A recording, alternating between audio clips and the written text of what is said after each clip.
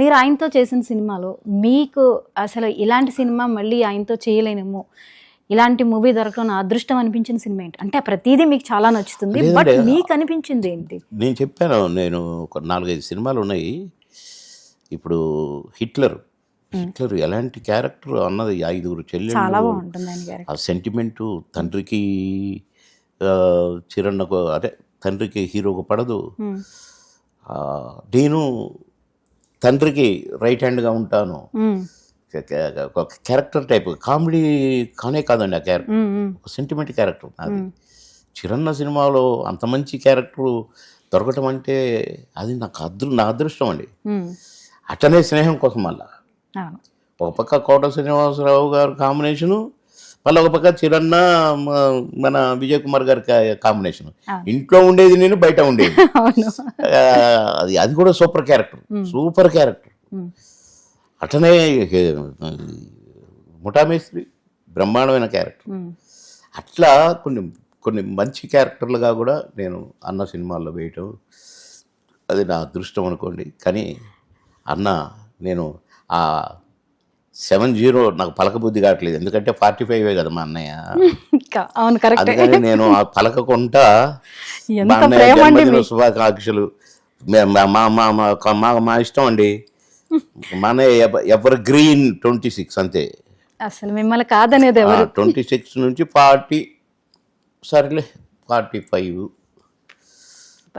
మీ ప్రేమను ఎంత ప్రతి మాటలోనూ చూపిస్తున్నారు తెలుసా.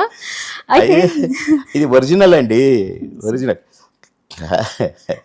ఈ చిరంజీవి గారు ఒక గ్యాప్ తర్వాత 150తో వచ్చారు. ఆయన అందరూ ఆ 150 ఎలా ఉంటుందా అనుకున్నారు, కానీ ఊహించిన విధంగా అదే ఎనర్జీ, అసలు అదే హిట్ ఇవ్వగలిగారు. నిజంగా కొత్త హీరోల్ని అలాగా క్రాస్ చేసేసి, అంటే ఈ తరంతో ఆయన పోటీ పడతారా అనుకున్న వాళ్ళు కూడా ఉన్నారు. కానీ అసలు ఆయన ఏంటండి ఇప్పటి వరకు అసలు ఎక్కడ కొత్త హీరోలు కూడా పనికిరాకుండా చేసేసారు. డాన్స్ పెట్టండి, ఏ కొత్త హీరో చేస్తున్నా చూద్దాం. మీకు ఏమనిపించింది గ్యాప్ తర్వాత 150 చేసినప్పుడు? అది చూసినప్పుడు మీకు ఏమనిపించింది? అంటే నేను చూడలేదు, కానీ నేను టీవీలో యాడ్స్ చూసుకున్నా, ఓకే యాజ్ ఈజ్ దంచుతున్నాడు మా అన్నయ్య అని అంతే కదా. అసలు ఫైట్స్లో కానీ ఆ లుక్స్లో కానీ అదే ఎనర్జీ అసలు గ్రేట్. కాదు, చిరంజీవి గారు గ్యాప్ ఇచ్చి వచ్చారు, మీరేమో మరి గ్యాప్ ఇచ్చేసారు, మిమ్మల్ని తెలుగు ప్రేక్షకులు మిస్ అవుతున్నారు ఏంటి? లేదండి, నేను మినిస్టర్గా పిక్చర్స్లో నటించకూడదు. నేను అక్కడికి వద్దన్నాను, నేను బ్రతిలాడాను సీఎం గారిని, కానీ తప్పలేదు. నేను పర్మిషన్ కూడా అడిగాను, నేను క్యాబినెట్ పర్మిషన్ తీసుకోవచ్చు, కానీ వద్దు అన్నారు. నాకు కామెడీ మంత్రి వద్దు, అందుకే గ్యాప్ వచ్చింది. అయితే రిజైన్ చేస్తా, నో చేయడానికి వెళ్ళి అన్నారు. కనుక అప్పుడు ఆ మినిస్టర్ పీరియడ్, అప్పుడు సీజన్ ఏంటంటే రోజుకు 6 షూటింగ్లు చేసేవాడిని. 6 షూటింగులు.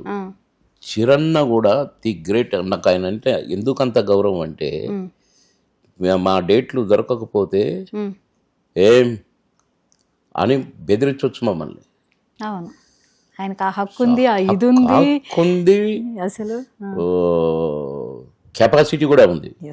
కానీ నాది బ్రహ్మానందాన్ని డేట్లు క్లాష్ అవుతుంటే మరి ఎట్లా చేద్దాం చెప్పండి అని, అసలు చిరన్న ఏంటి, అంతటి మెగాస్టార్ ఏంటి, మా డేట్లు కుదరక అటు పెట్టి కోపంలో సరే 4-6 చేద్దామా అన్నారు. తెల్లవారుదాను 4 to 6 గుండెలు అదిరినాయి. ఇది చిరంజీవి గారు 4 to 6 చేద్దామా అంటే ఆయన మనసు చూడండి, ఆయన మనసును అసలు ఎంత మంచి మనసు చూడండి. అసలు మీకు ఎలాంటి ఇబ్బంది కలగకుండా అది చెప్పండి, ఏరా చెప్పు బ్రహ్మానందం చెప్పు, కోపం నన్ను చెప్పు బాబు నన్ను మళ్ళా అంటే ఇష్టం అన్నయ్య అన్నారా? అన్నాం, సరే అయితే 4 to 6 అన్నారు. ఇక నేను డీటెయిల్స్ చెప్పను. నేను వచ్చిన చిరాన్ని ఎందుకు వస్తాడు రే పిచ్చి కానీ నువ్వు ఆరాట పడుతున్నావు, అక్కడ చెట్టు కింద ఆపురా కాసేపు పడుకుంటాను నేను అంటే, అది 6వ షూటింగ్ నాకు. ఆ రోజు అని అంటే వాడు పోతున్నాం సార్ స్టూడియోలో. చెట్టు కింద లైటింగ్ చేసిగానే ఉంది. చెట్టు కింద ఎవరో కుర్చీలో కూర్చున్నట్టుగా అనిపించింది. ఎవరో అనుకొని పోతుంటే కొంచెం దగ్గరికి పోయినాక చూస్తే చిరంజీవి గారు. నేను అసలు కారులోంచి ఎట్లా దిగానో ఎట్లా దగ్గరికి పరిగెత్తానో నాకు తెలియదు అసలు. అన్నా చిరన్న అప్పుడే వచ్చారన్నా మీరు కానీ వనకొడుతుంది.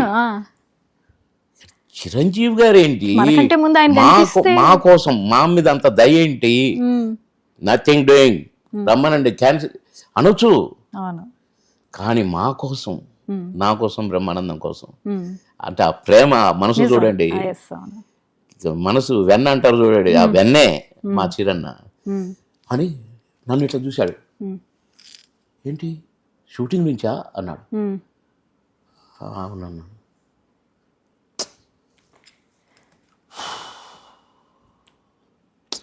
అంతే, వస్తే సినిమాలు అట్లా వస్తాయి, లేకుంటే సరే దా కూర్చో బాబు కూర్చో అన్నారు. షూటింగ్ అయిపోయింది. షూటింగ్ అయిపోయినాక ఏంటి తెలుసా అండి, ఇంటి దగ్గర నుంచి దోశలు ఒక 6 దోశలు వచ్చాయి. ఆ నైట్ అంతా షూటింగ్ చేసిన కదా, అందులో చిరంజీవి గారి షూటింగ్ పొద్దున్నే వెళ్ళాలి అని ఇక సరిగా భోజనం చేయలేదు. హడావుడి మొత్తానికి మాకు దోశలు తెప్పించి మాతో బ్రష్ చేయించి తినమని మేము తింటుంటే, మిమ్మల్ని చూస్తుంటే మీరు తింటుంటే నాకు అట్లా తినాలని ఉంది, కానీ నేను హీరోను కదా తినకూడదు అది మాకు. అంటే తెల్లవారుజామున 6:30కి మాకు దోశలు పెట్టి, అంటే నేనే ఎక్కువ తిన్నాను అనుకోండి. బ్రహ్మానందం ముఖమాటానికి ఏదో అట్లా ముట్టుకున్నాడు. ఎంత మంచి మనసు ఉండాలో చెప్పండి. అలాంటి నా చిరన్న నిండు నూరేళ్ళు అన్నం అసలు జీవితాంతం అలాగే ఉండి ఇంకొక 100-200 ఏళ్ళు మన డ్యాన్సులు వేసుకుంటే అట్లనే ఇట్లా అంటాడు చూడండి కొన్ని భలే. అట్లా మా అన్న చల్లగా ఉండాలని కోరుకుంటున్నాండి.